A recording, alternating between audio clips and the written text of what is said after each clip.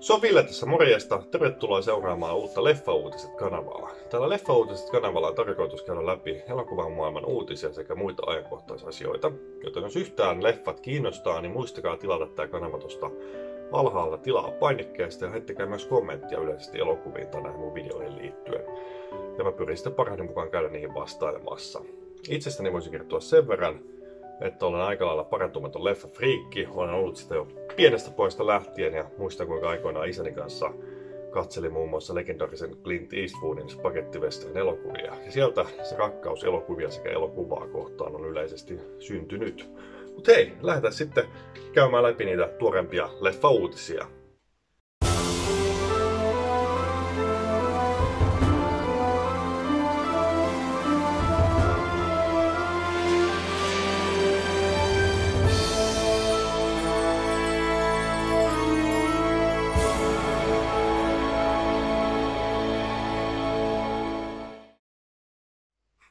No niin, aletaan sitten käymään läpi näitä uusimpia leffa-uutisia. Episodi uutisoi, että Star Wars-ohjaaja Rian Johnsonin tähtiin täyttämä murhamysteeri muuttuu veriseksi hyvin nopeasti. Eli Rian Johnson muistetaan nyt viimeisimmäksi tästä Last Jedi-elokuvasta, joka jakoi hyvin vahvasti Star Wars-fanien mielipiteet. Osa heistä tykkäsi tosi paljon, osa suorastaan vihasi. No, minun mielestäni Rian Johnson on oikein osuva valinta kyseisen elokuvan ohjaajaksi. Ja Last Jedi oli varsin pätevää Star Wars 5. Mutta hänen seuraava elokuvansa on nimeltään Knives Out ja se tulee olemaan ilmeisesti tällainen Agatha Christie-mäinen murhamysteeri. Ja siinä tulee olla aika kovia tähtiä pääosassa. Siinä on James Bond-stara Daniel Craig, itse kapteeni Amerikka, Chris Evans. Lisäksi siinä on Michael Shannon, Don Johnson, Toni Collette. Huikeita tähtiä mukana. Itsellä on kyllä odotukset todella korkealla. Luvassa tulee olemaan siis tällaista Hitchcockimaista thrilleriä ja mä itse kuulun tämän tyylisten elokuvien faneihin, joten katsotaan. Odotukset on korkealla. Episodi uutisoi myös, että Robert Pattinson laitettiin lukkojen taakse lukemaan Christopher Nolanin uutuusleffan käsikirjoitus ja hän kommentoi sitä näillä sanoilla, se on epätodellinen. Ja no, Chris Nolanhan tunnetaan siitä, että hän haluaa pitää projektinsa aika lailla salassa ennen kuin ne tulee julki. Näin oli Interstellarin kohdalla, Inceptionin kohdalla, Yön rittari-leffan kohdalla. No oikeastaan kaikki hänen leffojen kohdalla on ollut näin. Pattinson kommentoi, että hänet lukittiin huoneensa lukemaan käsikirjoitus. Hänellä ei ole sitä siis itsellään. Ja hän on sanonut, että hän on ollut aika varovainen tekemään isoja elokuvia vuosien ajan jo. Mutta Chris Nolan jutuissa on kuulemma sitä jotain, ja hänen mielestään Nolan vaikuttaa ainoalta ohjaajalta, joka voi tehdä jotain, mikä on pohjimmiltaan hyvin henkilökohtainen indie-elokuva, mutta jossa on valtava mittakaava, ja näin se kyllä onkin, minunkin mielestäni. Itse asiassa pakko sanoa Nolanista sen verran, että katsoin tuossa äskettäin Interstellarin varmaan 5. kertaa, ja se on kyllä sellainen leffa, mikä tulee joka kerta vaan paremmaksi ja paremmaksi, ja siitä on muodostunut itselleni ehdoton suosikkileffa näistä Nolanin leffoista. Toki olen myös suunnaton Batman-fani, joten kaikki hänen Batman-elokuvansa ovat myös hyvin mieluisia katsottavia itselleni. Mutta tää tulee olemaan varmasti kova leffa ja menen kyllä heti katsomaan ensi-iltaan, eli tulee sitten vasta ensi vuoden heinäkuussa ensi-iltaan. Dave Bautista tulee jyräämään zombit nurin Zack Snyderin spektaakkelissa, näin uutisoi V2-sivusto. Eli Zack Snyder tulee seuraavaksi ohjaamaan Netflix-elokuvan Army of the Dead. Ja tässä on oikeasti tosi mielenkiintoisen kuuloinen tämä tarina tai juoni. Elokuva tulee kertomaan palkkasotureista, jotka päättävät pelata Las Vegasissa todenteolla. Zombit ovat vallanneet kaupungin, mutta sankarit koettavat suorittaa kaikkien aikojen ryöstön. Ja Bautista on varmasti hyvä kiinnitys tähän leffaan. Mä itse olen tykännyt Bautistasta erityisesti noissa Guardians of the Galaxy-elokuvissa. Ja olihan mies mukana muun muassa tuossa Spectre-leffassakin, eli tuossa viimeisimmässä Bond-leffassa pahiksena. Katsotaan millainen leffa tulee. Zack Snyderista on sanottava se, että olen edelleen vähän pettynyt siitä, että me ikinä päässeet näkemään Zack Snyderin versiota Justice League-elokuvasta. Joss Whedonin versio siitä oli ihan ok, viihdyttävä, mutta Zack Snyderin versio olisi voinut olla vielä paljon parempikin. Tykkäsin jonkin verran kuitenkin hänen Batman vs Superman-elokuvastaan, jota itse asiassa tai tiedän, että kovin moni ei ole siitä tykännyt, mutta ehkä tämä liittyy osittain siihen, että olen niin iso Batman-fani. Mutta sellaista, mennään eteenpäin. Disney suunnittelee jatkoa Die Hard-elokuville. Die Hard 6 saattaa sijoittua 70- tai 80-luvulle. Näin uutisoi Respawn.fi-sivusto. Fox-tuottaja Lorenzo Di Bonaventura on yksi tämän projektin tuottajista. Hän on sanonut, että asia on parasta aikaa Disneyn käsissä. He ovat pitäneet käsikirjoituksesta, mutta he debatoivat keskenänsä vielä asiasta. Eli vain aika näyttää, mitä tapahtuu. Ja huhujen mukaan elokuva tulee kertomaan nuoremmasta John McClaneista, joten näin ollen olisi hyvin loogista, että elokuva sijoittuisikin sinne esimerkiksi 70-luvun loppupuolelle. Ja elokuvan käsikirjoituksesta vastaavat ainakin tällä erää kirjoittu elokuvan kirjoittajat Chad ja Kerry Hayes. Ja katsotaan. Toivotaan, että saataisiin tämäkin projekti jossain vaiheessa maaliin, että saataisiin oikeasti kunnollista jatkoa Die Hard-sarjalle, koska kyllähän nämä 2 viimeisintä Die Hardia ovat olleet aika kehnoja.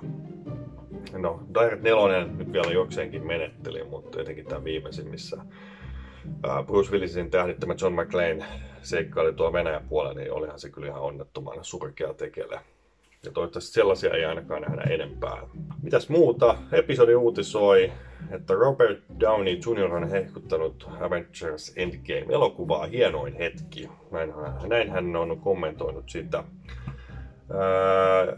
Näyttelijä on kehonnut elokuvaa maasta taivaaseen jo ennen sen julkaisua. Hän on sanonut, että Infinity War oli hullun hyvä, mutta tästä tulee meidän hienoin hetkemme. Ja itsekin uskon kyllä vahvasti tähän. Mä tykkäsin Infinity Warista tosi paljon. Se oli selkeästi taas askel oikeaan suuntaan. Age of Ultron oli itse asiassa isokin pettymys itselleni, koska ensimmäinen Avengers-leffa on varmasti kaikkien aikaan suosikki Marvel-elokuva, niin jo itselläni oli suunnattoman korkeat odotukset. Etenkin kun Joss Whedon jatkoi silloin elokuvan puikoissa myös siinä kakkososan kohdalla. Se oli pettymys, Infinity War oli selkeä askel taas oikeaan suuntaan ja uskon, että Endgame tulee olemaan kyllä todella kova. Ja Kapteeni Amerikka ja sitten Chris Evans on kompannut Robert Downeyta, että aina kun kuvittelee Marvelin käyttäneen kaikki kikkansa, säästävätkin parhaat jutut tähän. Näin hän on sanonut. Ja Endgame tulee nyt ensi-iltaan 26. huhtikuuta. Ymmärtääkseni tässä uutisessa lukee, että 24. huhtikuuta, mutta mun mielestä elokuva piti tulla kyllä ensi-iltaan 26. huhtikuuta. Anyway, käykää katsomassa vaikka Finkinon sivulta tai muualta. Sieltä se kyllä löytyy se oikea ensi-iltapäivämäärä sitten. Ja Marvelista voitaisiin itse asiassa jutella vielä näiden uutisten jälkeen vähän muutakin.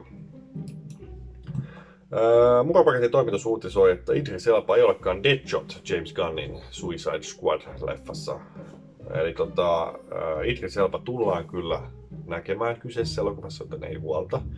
Mutta hän ei olekaan ilmeisesti palaamassa tai tulossa tähän Deadshotin rooliin, vaan ilmeisesti muistaakseni luin jostain toisesta uutisesta sen, että tämän elokuvan tekijät haluavat pitää sen takaportin auki, jos Will Smith vaikka haluaisi joskus tulevaisuudessa palata Deadshotin rooliin, ja siksi Elba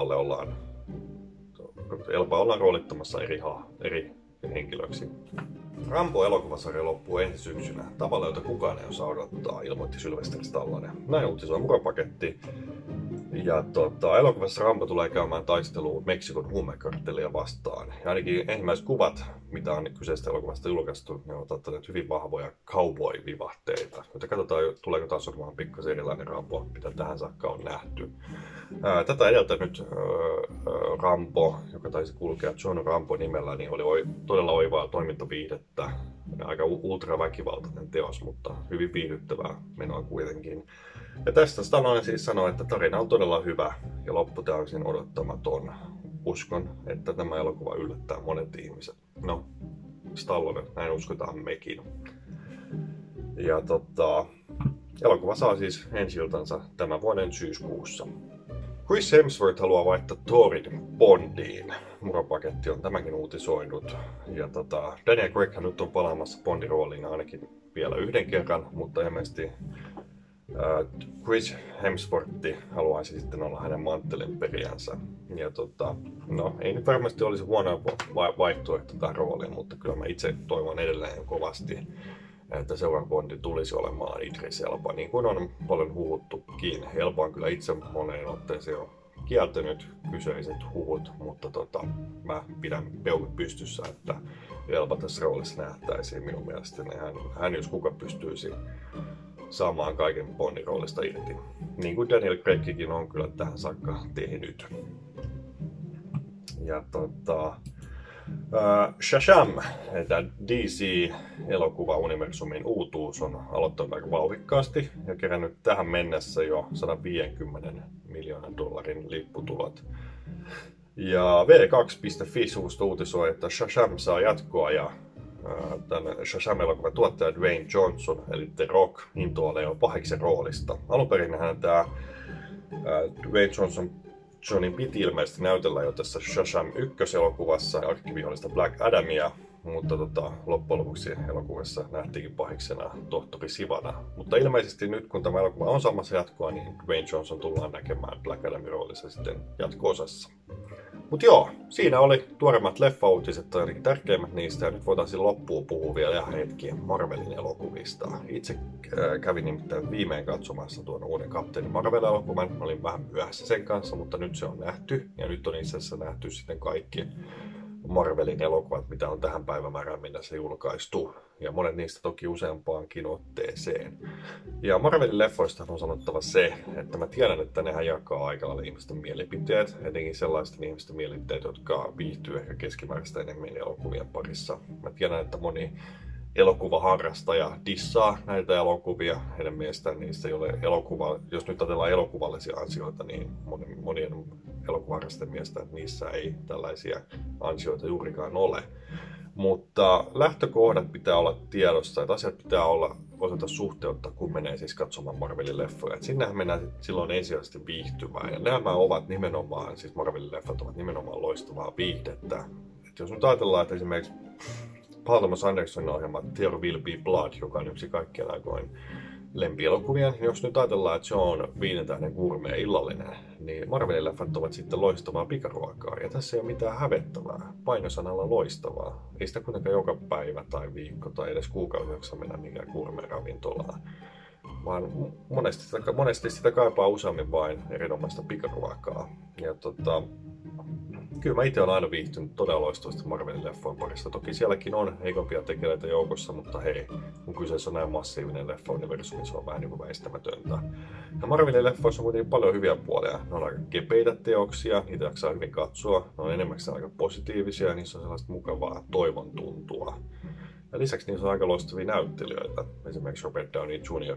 Tony Starkin roolissa tai vaikka Chris Evans Kapteeni Amerikkana. Niissä on paljon hyviä puolia. Mä haluan vaan, että myös ne elokuvaharrastajat, jotka ovat näitä aikaisemmin dissanneet ja eivät välttämättä ole antaneet Marvelin leffoille edes mahdollisuutta, niin tehkää se, antakaa niille mahdollisuus. Katsokaa, viihdyttekö. Kaikkien niistä tulee tykkäämään, se on ihan fine, mutta antakaa niille edes mahdollisuus. Itse tunnustaudun kyllä isoksi Marvel-leffojen faniksi, mutta toki tykkää muutoinkin sarjisleffoista aika paljon. Mutta hei, siinä oli tämän kerran leffa-uutiset, tai no nythän oli oikeastaan vasta ensimmäinen leffa-uutiset video, ja jatkoa on tulossa kyllä ihan lähiviikkoina, joten muistakaa tilata vielä kanavan tosta noin, niin saatte sitten ilmoituksen, kun uusi video on julkaistu, ja heittäkää ihan mitä tahansa kommentteja elokuviin tai videoihin liittyen. Mut hei, tää oli tässä. Kiitos teille vielä katsomisesta. Näkemisiin!